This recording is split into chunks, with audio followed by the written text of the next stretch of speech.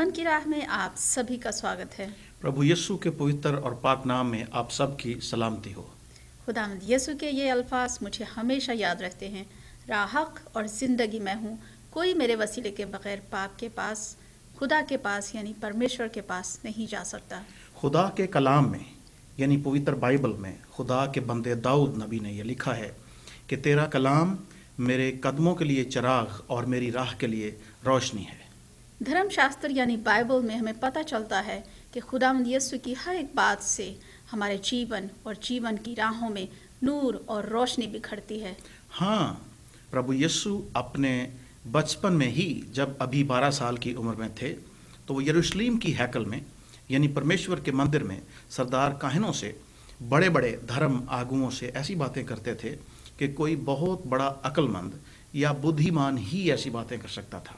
खुदावंद यीशु की पुरनूर जिंदगी के बारे में और जानने के लिए आइए देखते हैं सीरियल नया जीवन का अगला एपिसोड। बादशाह तिब्रियास ਦੀ ਬਾਦਸ਼ਾਹੀ ਦੇ 15ਵੇਂ ਸਾਲ ਜਦੋਂ ਪੈਂਤੂਸ ਪਲਾਤੂਸ ਯਹੂਦੀਆ ਦਾ ਗਵਰਨਰ ਤੇ ਹੈਰੋਦੀਸ ਗਲੀਲ ਦਾ ਹੁਕਮਰਾਨ ਸੀ, ਹਨਨੀਆ ਤੇ ਕਾਇਫਾ ਸਰਦਾਰ ਕਾਹਿਨ ਸਨ। ਖੁਦਾ ਦਾ ਕਲਾਮ ਬਿਆਬਾਨ ਵਿੱਚ ਯੂਹੰਨਾ ਤੇ ਨਾਜ਼ਿਲ ਹੋਇਆ ਤੇ ਉਹ ਯਰਦਨ ਦੇ ਪਾਰ ਮੁਲਕ ਵਿੱਚ ਆ ਕੇ ਗੁਨਾਹਾਂ ਤੋਂ ਤੌਬਾ ਦੇ ਬਪਤਿਸਮੇ ਦੀ ਮੁਨਾਦੀ ਕਰਨ ਲੱਗਾ। अपने गुनाहों तो तौबा करो ते बपतिस्मा लो, खुदा तुहाडे गुनाह मुआफ करेगा। यसाया नबी दी किताब विच ए लिखिया है, बियाबान विच पुकारन वाले दी आवाज, खुदावंद लई राह तैयार करो, ओदे चलन लई राह सिद्धि बनाओ। हर एक वादी भर दी जाएगी, हर एक पहाड़ ते टीला बराबर किया जाएगा, टेढ़ी सड़क सीधी की जाएगी ते टिब्बे पदरे कीते जाएंगे ते सारे लोग खुदा दी निजात देखेंगे। ਅਸੀਂ ਕੀ ਕਰੀਏ? ਹਾਂ ਦੱਸੋ ਅਸੀਂ ਕੀ ਕਰੀਏ? ओ सप्पां दी औलाद, ਤੁਸੀਂ ਕੀ ਚਾਹੁੰਦੇ ਹੋ ਅਸੀਂ ਕਰੀਏ? ਦੱਸੋ ਦੱਸੋ ਸਾਨੂੰ ਦੱਸੋ ਕਿਹੜੇ ਰਾਹ ਪਈਏ? जिदे को दो कुर्ते ने, एक उन्नू दे दे जिदे को नहीं, जिदे को रोटी है ओ वंड खाए। ਉਸਤਾਦ,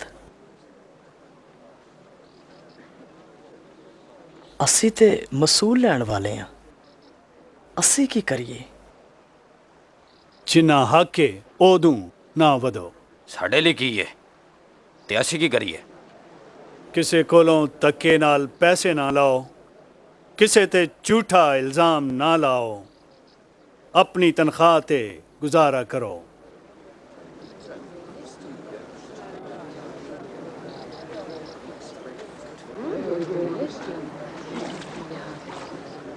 ਦੱਸੋ ਕੀ ਤੁਸੀਂ ਮਸੀਹ ਹੋ?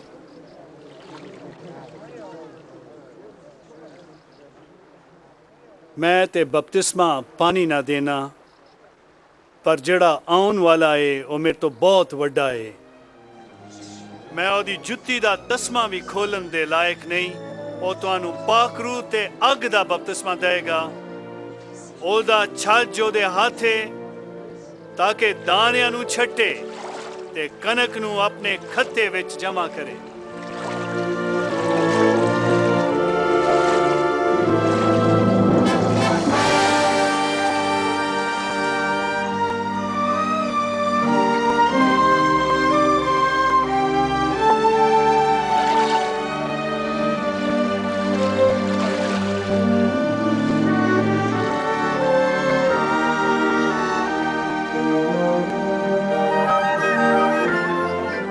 ਤੇ ਰੂਹੁਲ ਕੁਦਸ ਕਬੂਤਰ ਦੀ ਜਿਸਮਾਨੀ ਸ਼ਕਲ ਵਿੱਚ ਯਸੂ ਤੇ ਉਤਰਿਆ।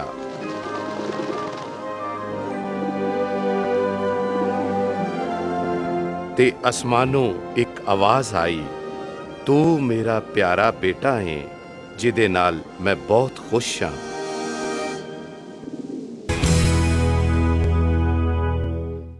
सीरियल नया जीवन में हमने देखा एक शख्स जिसका नाम यूहन्ना है।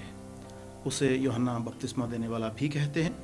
ये शख्स एक नबी था, परमेश्वर का संत था, जो खुदावंद यीशु के आने के लिए राह तैयार करने का प्रचार कर रहा था। आप जानते हैं कि तारीख में, इतिहास में राजाओं के आने से पहले ऊंचे नीचे रास्ते सीधे किए जाते थे।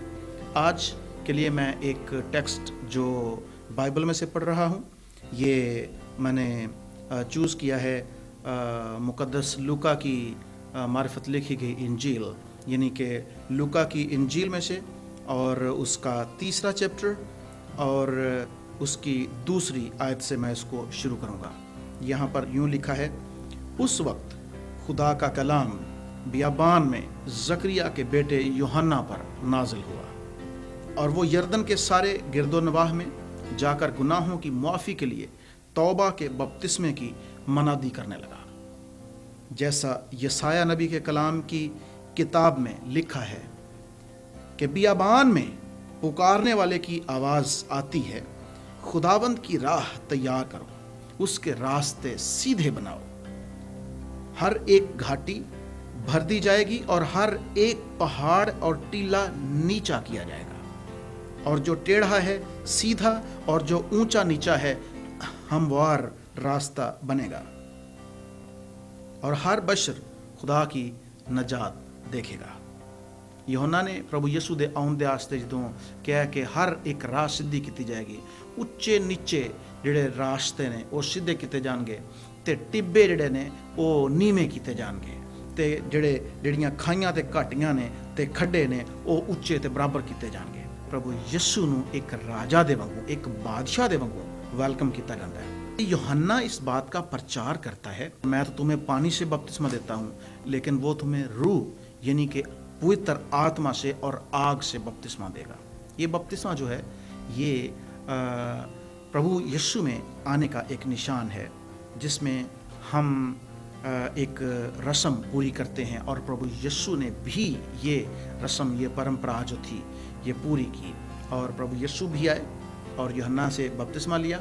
और हम देखते हैं कि प्रभु यीशु जब वहाँ पे खड़े थे दरिया के पानी के अंदर और यूहन्ना बपतिस्मा देता है, तो उसके बाद हमने देखा कि एक कबूतर की सूरत में जो परमेश्वर की, खुदा की पवित्र आत्मा, खुदा का पाक रूह जो है वो आया और प्रभु यीशु के कंधे पर, उनके शोल्डर पर बैठ गया, और आसमान से, स्वर्ग से एक आवाज़ आई कि ये मेरा प्यारा बेटा है जिससे मैं खुश हूँ। किसके बारे में? प्रभु यीशु के बारे में।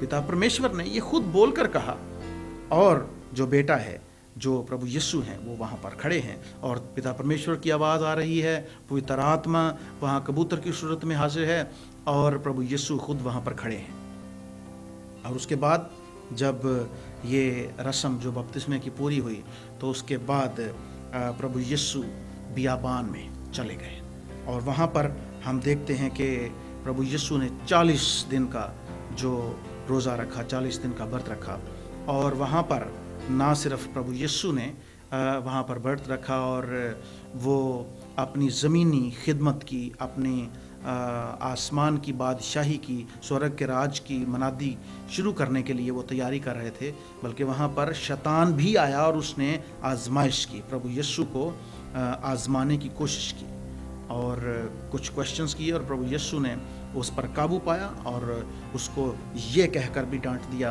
कि तुम खुदावंद अपने खुदा की परीक्षा नहीं कर सकते, आजमाइश नहीं कर सकते। तो फिर शैतान को उन्होंने डांटा और वो भाग गया। हमने प्रभु यीशु की ज़मीनी खिदमत में देखा कि प्रभु यीशु जो हैं उन्होंने बहुत सारे बीमारों को शिफा दी, बहुत सारे अंधे जो थे, जो जन्म के अंधे थे, उनको आंखें मिल गईं, और बहुत सारे मुर्दे भी जिंदा किए, और बहुत सारे लोग जो भूत प्रेत का शिकार थे और जो विच क्राफ्ट में फंसे हुए थे, उन लोगों को भी आज़ाद किया प्रभु यीशु ने।